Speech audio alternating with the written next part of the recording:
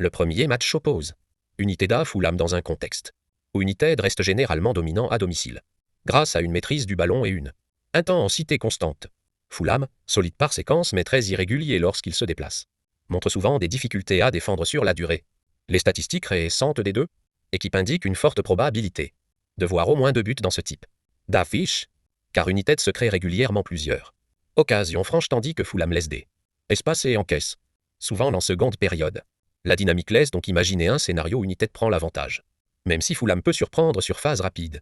Le deuxième match met en scène le Real Madrid face au Rayo. Le Real, à domicile, reste l'une des équipes les plus efficaces d'Europe, avec une capacité à accélérer brutalement et à imposer un rythme très difficile à suivre pour un adversaire qui joue comme le Rayo. Ce dernier propose un football offensif, mais cette approche crée aussi des brèches défensives que le Real exploite habituellement avec précision. Ce type de confrontation débouche fréquemment sur un total de buts élevé, notamment parce que le Real marque presque toujours et que le Rayo tente de répondre, quitte à s'exposer. La supériorité technique madrilène rend prévisible un match ouvert où le Real prend peu à peu le contrôle. Tottenham contre Manchester City s'annonce comme un duel plus équilibré mais très dynamique.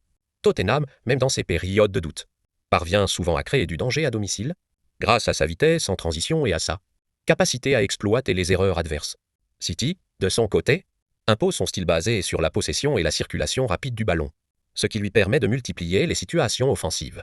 Toutefois, City concède régulièrement des occasions sur les contres, surtout face aux équipes capables de partir vite vers l'avant. On peut donc imaginer une rencontre vivante, où les deux formations trouvent des espaces et tentent d'imposer leur rythme respectif, City gardant une légère avance structurelle grâce à sa maîtrise collective. Le dernier match oppose Stuttgart à Fribourg. Deux équipes reconnues en Bundesliga pour leur intensité et leur jeu porté vers l'avant. Stuttgart pratique un football très vertical, créant de nombreuses situations dans les deux surfaces, tandis que Fribourg adopte un style parfois plus direct mais tout aussi propice aux occasions. Les confrontations entre ces deux clubs aboutissent souvent à des matchs ouverts, avec des équipes qui acceptent de prendre des risques plutôt que de se replier.